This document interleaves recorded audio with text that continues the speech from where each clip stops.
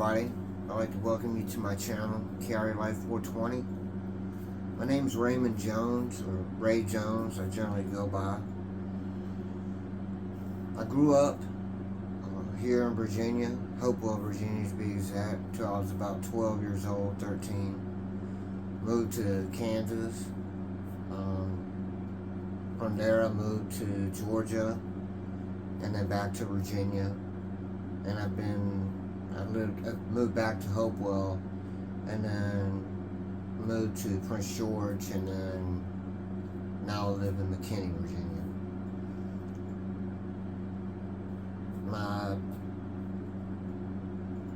I wanted to talk about my disease. It's called, in 2009, I started getting these real crazy symptoms. I would get a pain in my shoulder blade, like underneath my shoulder blade, when I would cough, or if I would strain. I was working at a steel mill at the time, and I was a working shift crew leader. And so I was up and down off of heavy equipment all the time, and I'd get these massive headaches, but they were like brain freeze headaches. And they would last for like 5 minutes sometimes. I don't know if you can imagine having a brain freeze for like 5 minutes. It was excruciating. I started getting real weak in my right arm. I was a much bigger person. Not much bigger. I weighed about 135 pounds at this time. This is, like I said, around 2009. And I started getting weakness in my right arm, and it started getting worse and worse. And what I do is I used to shoot darts, and my darts started floating on me, and I couldn't get it in consistent anymore. So eventually I went to my doctor and my PCP, and fortunately he used to be a surgeon, and he was able to,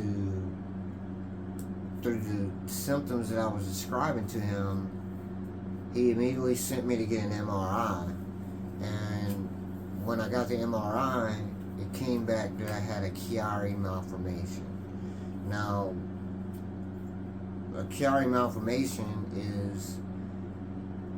it basically happens when you're forming in the womb and your skull develops. It doesn't properly develop all the way, so the back of it has a small gape in it, and what happens is the cerebellum, or the tonsils of the brain, they'll drop down and they'll go towards the spinal canal, and sometimes they'll actually fall into the spinal canal, and that's a much more severe case of a Chiari malformation.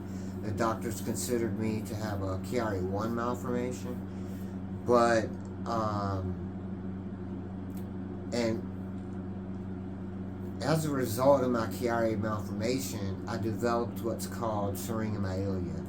That's a mouthful, and I'll have it spelled out in the description and everything. But syringomyelia is when a syrinx, or it's kind of like a cyst. It's a pocket of cerebral fluid that starts forming, and kind of like toothpaste is forced from a tube. Cerebral fluid is kind of forced into your spinal canal, into the spinal cord, and as you have a wall around the circumference of your spinal cord, it goes in and it starts to fill up and elongate, kind of like a clown balloon that makes, people that make shapes and stuff out of balloons. They're real long. As you blow them up, they get longer, and then you bend them around. Well, syrinx acts the same way. Only it fills up with cerebral fluid, and it begins to put more pressure on that pushing out towards the cord than the pressure of the spinal fluid trying to retain it from pressing out. And it can lead to it actually shutting all the walls of the total blockage of the spinal cord. there was a famous golfer, Bobby Jones, that was ended up being paralyzed and eventually died. And syringomyelia is the disease he suffered from. So it definitely can lead to severe issues. In my case, my syrinx went from my C2 to my T7, so it was a rather large syrinx, and it had already closed off one entire side of my uh, spinal cord, and it was very close to closing off the other side, and so they ended up doing what's called a posterior fossa decompression, and that's basically where they go in and they shave a little bit off the back of your skull to make sure there's enough room for them to take these electrodes and shock your cerebellum back into place, and then you put a Dura patch over it, and then sew you back up and staple you up like Frankenstein and send you on your way. My surgery was supposed to have taken 4 hours. It ended up taking 6 hours. The Chiari malformation was a little bit more significant than they thought. It had gone a little bit further into my spinal canal, and when I went to the hospital for the hospital stay, I was in the hospital for at least 6 days. It was 6 days. I got released on my 6th day. And so, you know, my life before my Chiari malformation, I've got to cut this air conditioner off because it's freezing in the back.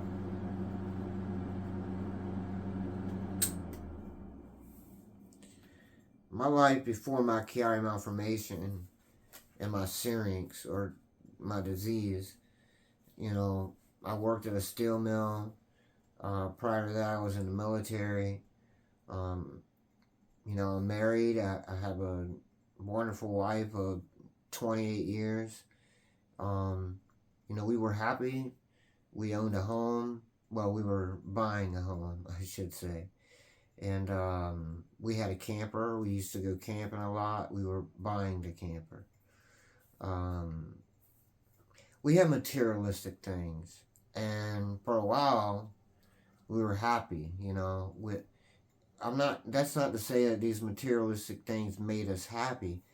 But, you know, we had the tools to, and the means to explore different things that made us happy, you know, that we enjoyed doing, you know, fulfillment in life.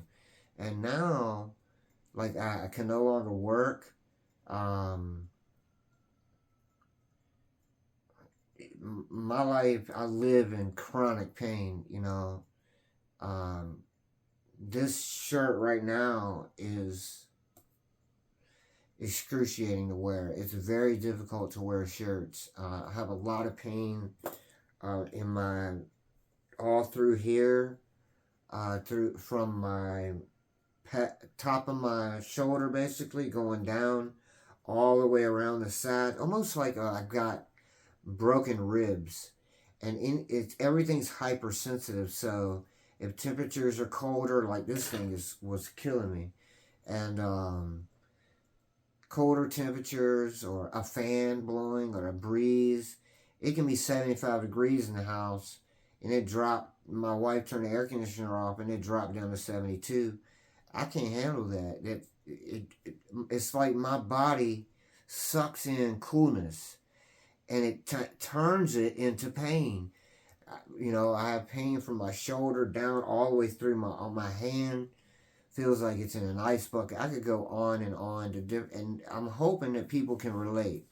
You know, I see a plethora of doctors. I see my PCP every 3 months. I see an endocrinologist twice a year. I see a neurologist every 3 months. I see a pain management doctor every month. I see a kidney doctor.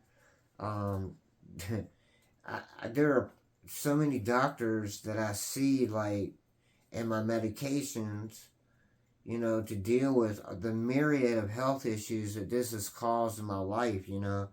Um, like I say, chronic pain is the loudest, but my hypersensitivity, like I said, the articles of clothes is very difficult. Um, Temperature regulation. A lot of times I'll get clammy. My right hand, especially, will almost sweat. It's pretty disgusting. Um, a lot of times I'll just go in my grow room where the dehumidifier is running, and I'll sit back here for a few minutes. I can't take it for so long because it's cold in here, but I'll sit back here and let that dehumidifier like suck the moisture out of my hand, because it'll almost feel like I have bath hands. But I sweat when I eat. Like, half of my head, like if I eat, I'll just start sweating out of half of my head. It's the craziest thing. It's embarrassing. I don't go to restaurants. I can't anyway because I can barely get a shirt on. But let's say I'm having a great day. I'm taking gabapentin. I take over the recommended doses. My neurologist prescribes. I take 4,800 milligrams a day of that, and plus MS Contin, 90 milligrams are released 3 times a day. Well, it's 30 milligrams released 3 times a day, and but it's minimal. It's extremely minimal. I have developed a neurogenic bladder, so a lot of times I can't void urine on my own. So I've had to develop self-cath. Thank God I don't have to wear a Foley catheter, to a full time. I can still feel pressure sometimes, but like to relieve myself, to void my urine is very difficult at times, and so I have to utilize a catheter. The worst part is the isolation. Before I had surgery, I had lots of friends. Uh, I had a lot of activity in my house. We had a swimming pool, a 2-car garage, a big deck. So we had a lot of. My kid played travel youth soccer, so we had a lot of people that would come over and we'd entertain, and we had a good time. And just life sometimes throws you these curves, and when your life suddenly and drastically changes and you lose everything. We lost everything. Our home. We had to do a short sale before we ended up foreclosing because I couldn't work anymore. And it took 2 years for me to get Social Security. And I had brain surgery. You understand? But I had to take it all the way to court. And it's ridiculous the jumps you got to go through. But so, your life drastically changes when you're used to making a certain amount of money and you're used to providing for your family, and working really hard, moving up the line, and all that get ripped away from you. You're left with nothing. You don't know what to do. It's a shock. And I hadn't, I don't have a relationship. I don't have a relationship with my mother, and my father has passed away. So it's very difficult for me to seek out advice and things like that. So, my wife and I became very isolated, and a lot of our friends they never connected with me. And so isolation and depression. I live in my bedroom. Basically, I spend all my time. If I have a very good day, then maybe I can go with my wife to Walmart and get in a buggy, because I have patellofemoral syndrome also. So to get around, I use I have to wear knee braces and utilize a cane. for balance, because there's times when I'll get real weak and feel like I'm gonna pass out because I have kidney issues now, and blood pressure will drop real low, and it's just crazy, you know. So sometimes I'll get in that little go kart they got at Walmart and go there, but I can only take, you know, maybe an hour. You know, it takes us 30 minutes to get to Walmart. You know, we live in the country.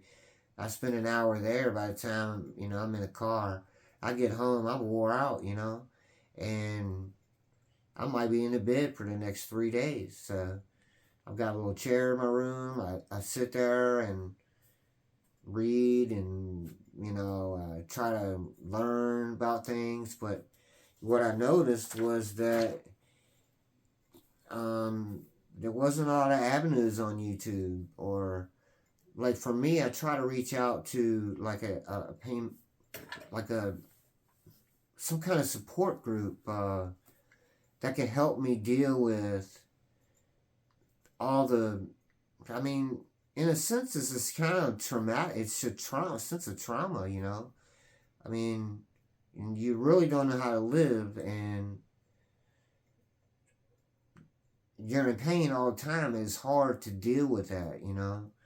So it's like, what do I do now? Well, I've taken all these medications, and it's just, I'm stressed out all the time.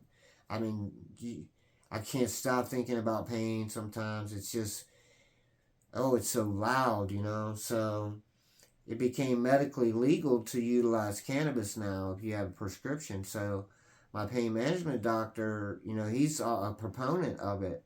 And so he started giving us prescriptions for the dispensary. And that was fine. And but then the laws changed, and we were able to actually grow up to 4 plants now this year. And you know, I'd used cannabis in the past. I was using it then. I had a personal plug, so that's the way I was handling things. But um, you know, the laws change, and now, you know, I have the freedom to grow my own. So I researched it, and I started growing my own.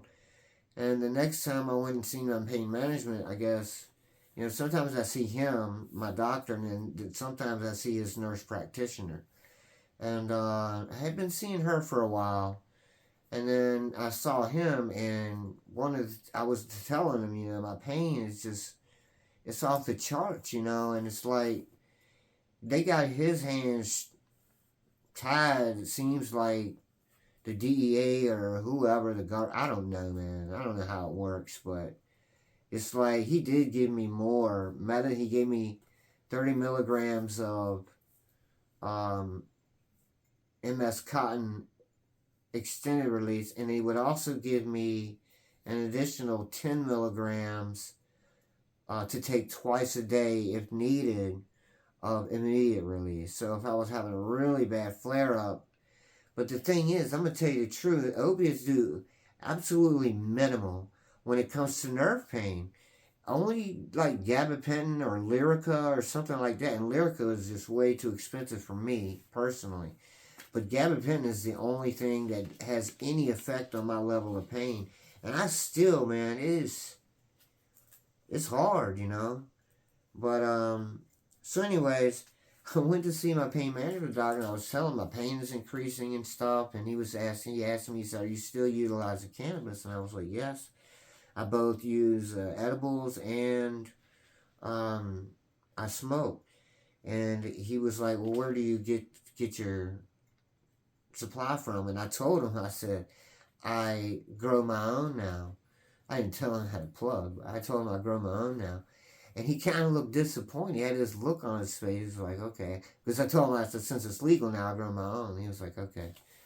Well, the next month I had to go and see, I saw his nurse practitioner. And, you know, I had thought about it over that month. I was like, you know what? I'd like to see what they got in the dispensary, because they just moved one to Colonial Heights. And I don't know if it's actually opened up right now, but if it's not, it's going to be opening soon. So I wanted to go ahead and get a prescription. So I told her, I said, can you go ahead and get um, the receptionist to give me a new prescription for um, pot, and cannabis. And she said, well, he charges $150 a month now to a year for that now. And I was like, what? So to myself, I'm like, straight money grab. You know what I mean? So it's crazy, man. You gotta watch out. So, but if that's all you got, then that's all you got. But me personally, I decided that I was gonna start growing my own, and that's what I decided to do. So, my direction for this channel, Kiari Life 420. I really want. I really want encouragement. Actually, I'm. Normally, you get people that are reaching out to encourage other people, but what I found out was that there is nobody really out there that you can reach out to for support. You look up on YouTube or Reddit, Chiari Malformation. You have some groups like that, but for Syringomyelia, nothing. There's nothing out there. You might get some like medical diagnosis, some doctor explaining what the disease is, but you're not going to have anybody that kind of can understand what it's like daily life living with this disease, because chronic pain is a huge part of it. I would say it's probably 85% of it, but there's a lot of other medical conditions that go along with it. You can see it's maybe difficult to understand my speech, and I'm working on that. But my teeth have literally, from all the medication that I've taken, from the nerve damage that goes to my saliva glands, I actually have difficulty swallowing, and because my throat stays dry, my mouth stays dry, and my teeth are literally eroding away. And to get the kind of surgery I need and get dentures, it's $2,000. But I have a sister in Kansas that's actually going to be a benefactor in getting my teeth done. But I'm so thankful for her. It's such a blessing.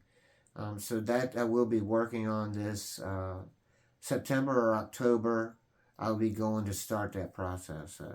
But anyway, encouragement is the biggest drive here. I'm looking for it, and I'm looking to give it. I want to grow together, as a community. It's also with growing cannabis. I'm brand new. I have no idea the things I don't know. And when I first started growing, I thought I knew what I was doing. And that's for a whole nother video, but I succeeded though. I was very thankful, but I also had somebody that kind of took me to the side on Reddit. Believe it or not, it's amazing. And we DM'd each other, and he told me different information that I needed throughout, and it worked out great. So I'd like to share that information for beginners, like real beginners, because I see a lot of beginner videos, but what happens is they talk, it's almost as if a language is being spoken that you don't know it. You don't know the language to it. You haven't been exposed to. My experience with cannabis was this. I grew up smoking it, and I smoked it all my life until I got in the military. And then after the military, I worked for a steel mill. So I was like 12 years straight, 13 years straight, no smoking at all. And then once I became disabled, I started smoking, but it was all through a plug. So, bag appeal and smell basically is what you got, But I didn't know what anything was called. I didn't know names. I didn't know how they grew it. I didn't know you had to cure it. I didn't know. It's amazing all the different things that I didn't know when I got started, and surprised I got through it. But outreach, I'm attempting to reach out for support and to give support. I'm going to tell you honest truth. I'm in a I don't want to say I'm in a dark place, but I'm in a real low spot in my life. I'm in a real deep valley, and I know I got a mountain in front of me that I have to climb, and I can't be the one laying the ropes. Somebody's got to do that for me, or I'm sure it's been done. I just need to get a hold of them, and then I can. I'm a pretty strong guy. I can climb my way out. But I'm just looking for outreach, and I encourage others to do the same. I just want to thank everybody for spending their time with me. I know this was a little long-winded, but I appreciate it. And you can see on Instagram, Carry Life 420, and you can see pictures of my grow. I am not a tech genius. I'm almost 50 years old. I'll be 50 next year. I just turned 49, so let's not act like I'm older than I am. But I just turned 49. These phones, I don't know much about them. Technology, social media, I've never been a big part of it. But I'm trying, and all I got up is pictures right now of my first grow throughout it and how it turned out. So, Carry Life 420. Like and subscribe. Comment, please, and share. Thank you. Bye.